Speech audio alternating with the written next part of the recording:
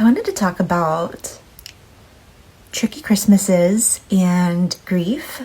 Back when my parents first separated, when my dad stopped living in the Creek House with us, I was like sophomore in high school. There were quite a few Christmases, especially the first couple, where it was just like trying to figure out what to do.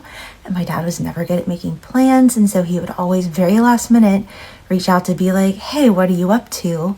I'd be like, well, Dad, it's like Christmas Eve, like I am hanging out, I've got plans, like, and I am in high school and not really sure, like, am I supposed to be the one making the plans or something?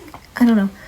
So I really hated the anxiety of trying to figure out who is supposed to reach out. Yeah, since Dad never really reached out until last minute, the types of plans we would make would be like kind of random. There was a time where we ended up at the convention center and exchanged in the hallway with like a bunch of people walking by. It felt really uncomfortable. There were also multiple Christmases where we were in a restaurant, and my dad had this habit of staying at a restaurant until it was like uncomfortably obvious that they're like trying to close. Like, Dad, like they have like put the chairs on top of the tables around us. Like, we need to go. Okay, just go ahead and open your next gift.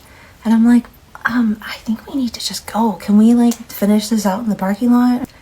So my dad passed away in 2020. There's like still a lot of processing going on, of course. I think there always will be. There's a huge mixed bag of emotions during the holidays where I missed my dad terribly, and I was so glad that I didn't have to try to figure out what the F our plans are supposed to be. I didn't have to worry about him forgetting about making plans with me. I didn't have to worry about them being awkward plans, about, you know, feeling kind of like, you know, like an afterthought, right? I no longer had to feel that, and that was kind of nice. This grief, I every year think about, like, I'll come across something and be like, oh, that's so Dad. And it's so much more simple. And that's nice. And I feel really guilty that I feel that way. I'm supposed to say my name is Jessie. I am an intern counselor, currently on a break from my internship. It is a forced break. I would like to be there. I wish everyone